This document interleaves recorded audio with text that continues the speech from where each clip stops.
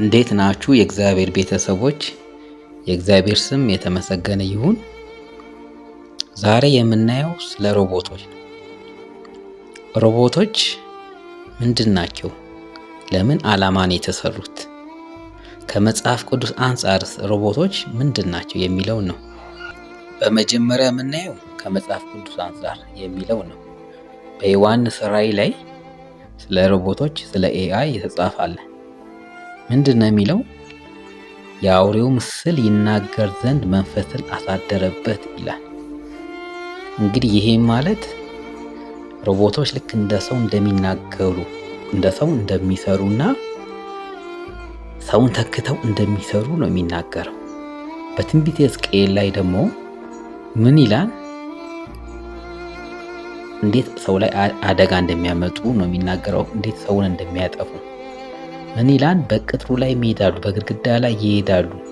በግድግዳ ላይ ይሄዳሉ፣ አይቆስሉም፣ አይደሙም።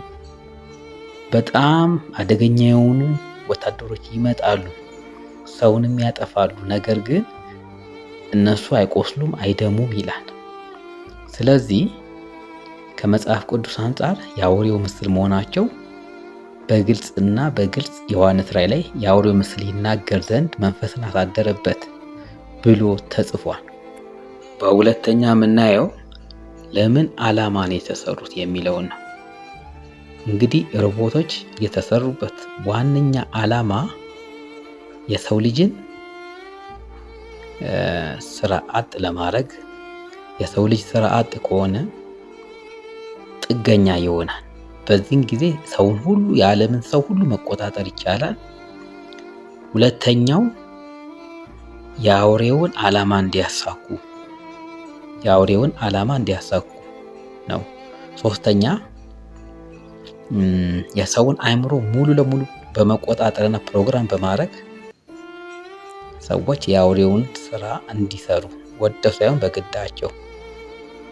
ምክንያቱም አእምሮአቸው ፕሮግራም ይሆናል፣ በቁጥጥር ስር ይውላል ማለት ነው። አራተኛ የአውሬውን ስራ በቀላሉ ይፈጽማሉ። የታዘዙትን ሁሉ ያደርጋሉ። ግደሉ የተባሉትን ሁሉ ይገላሉ። የአውሬውን ስራ እንዳለ ይሰራሉ ማለት ነው። እንግዲህ እዚህ ላይ በሚሊተሪው ዘርፍ ብናይ ትንቢተ ሕዝቅኤል ላይ እንደተጠቀሰው አይነት ናቸው። አይቆስሉም፣ አይሞቱም፣ ራሳቸውን ያድሳሉ። ትሬኒንግ ሲሰጥ ያን ትሬኒንግ በሙሉ ይወስዳሉ። እንደ ሰዎች መማር ይችላሉ። ስለዚህ በሚሊተሪው ዘርፍ ከፍተኛ እንቅስቃሴ እየተደረገ ነው። በአሁን ጊዜ በሚሊዮን የሚቆጠሩ ሮቦቶች በየሀገሩ እየተሰሩ ነው። እነዚህ እንግዲህ ግደሉ የተባሉትን ሰው ላይ ይገላሉ።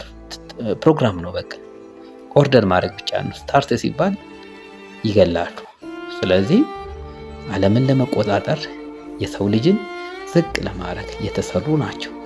ምክንያቱም የሰው ልጅ የእግዚአብሔር ምስል ስለሆነ እነሱ ደግሞ የአውሬው ምስል ናቸው።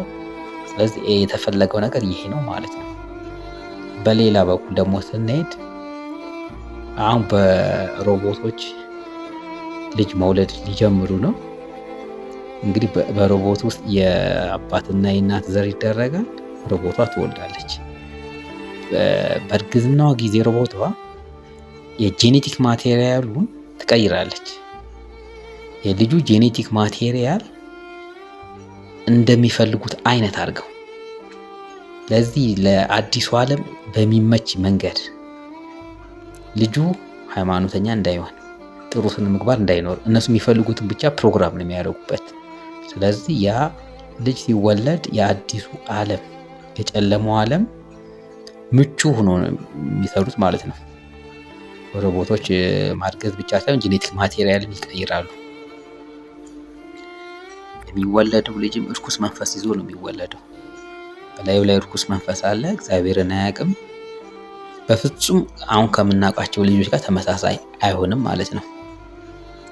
የዘመኑን ኮድ ይዞ ነው የሚወለደው።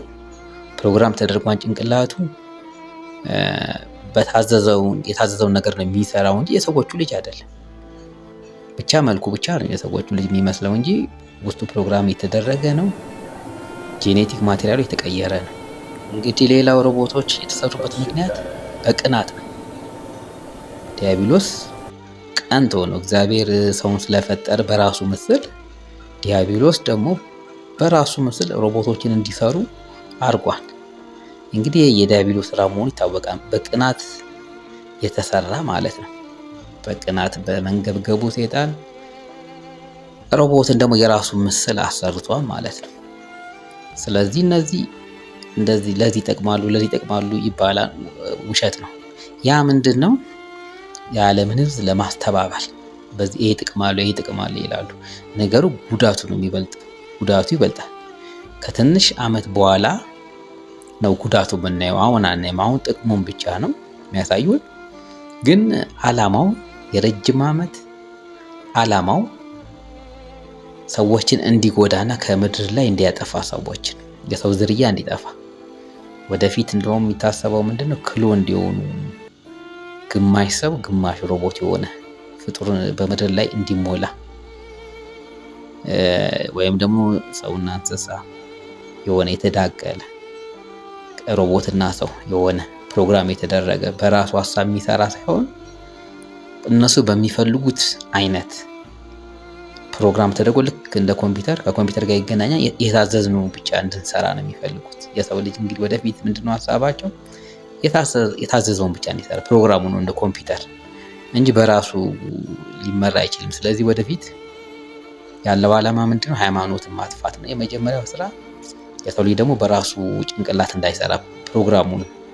ስለዚህ ሰውና ሮቦት ተገናኝቶ ተርሚኔተር እንደሚባለው ማለት ነው። ግማሽ ሰው ግማሽ ሮቦት ወደፊት የታሰበው። እንደው ምንድነው የታሰበው? ብሬኑ ጭንቅላቱ አንጎሉ ብቻ የሰው ልጅ ይደረጋል። ሌላው ሮቦት ነው ሙሉ ለሙሉ የሚሆነው። አንጎሉ ብቻ ትቀራለች፣ እያንዳንዱ ሰው ማለት ነው። ከዛ ፕሮግራም እየተደረገ የታዘዘውን መስራት ነው። ያቺ አንጎሏ ብቻ ለሱ የሚሆን ኒውትረንት፣ ፕሮቲን ምናምን ኦክሲጅን ይደረጋል።